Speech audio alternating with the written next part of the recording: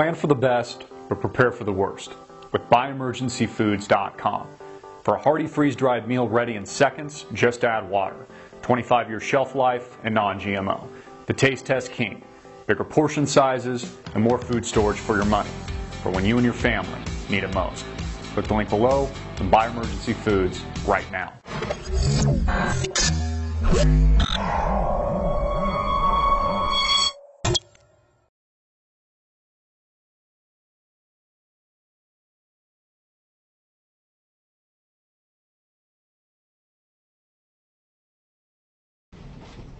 At his trial in 1964, Nelson Mandela closed his statement from the dock saying, "I have fought against white domination, and I have fought against black domination.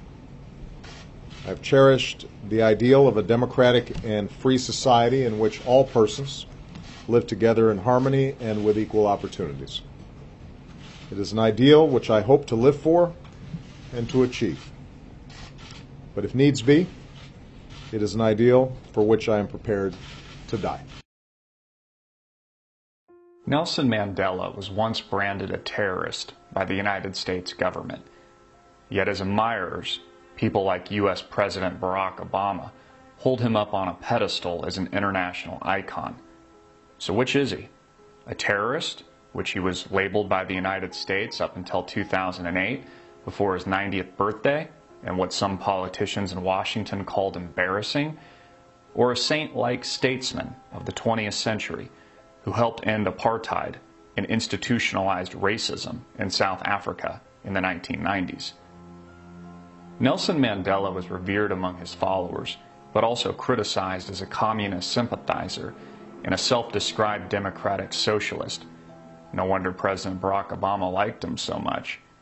He was also a militant leader in his youth who turned to violence in association with the South African Communist Party with the establishment of the MK, an armed wing of the African National Congress, which launched guerrilla attacks to overthrow the South African government and was declared a terrorist organization by both South Africa and the United States.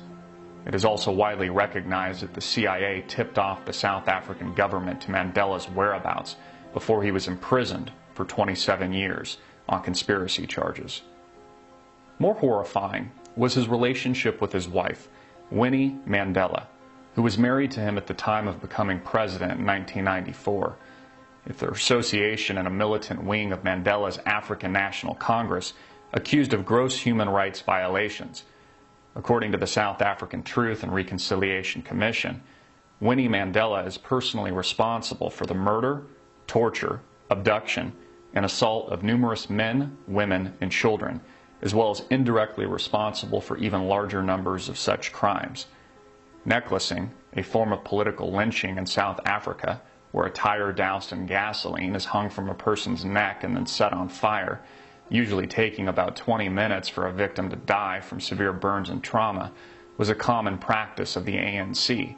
Winnie, a senior member of the organization and then wife of Nelson Mandela, made public statements while her husband was in prison that endorsed its use.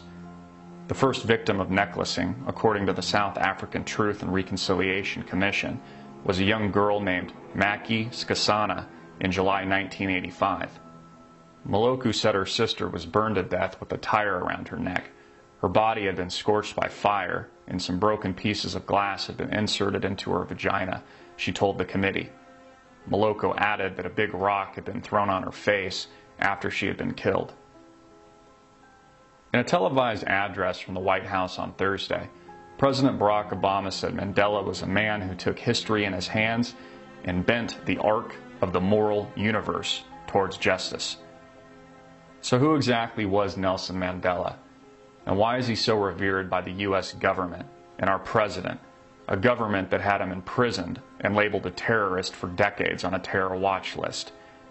Do we really know the man that brought together a nation, overthrew a government, and helped to end decades of oppression in South Africa? What do you think? Was Nelson Mandela a hero?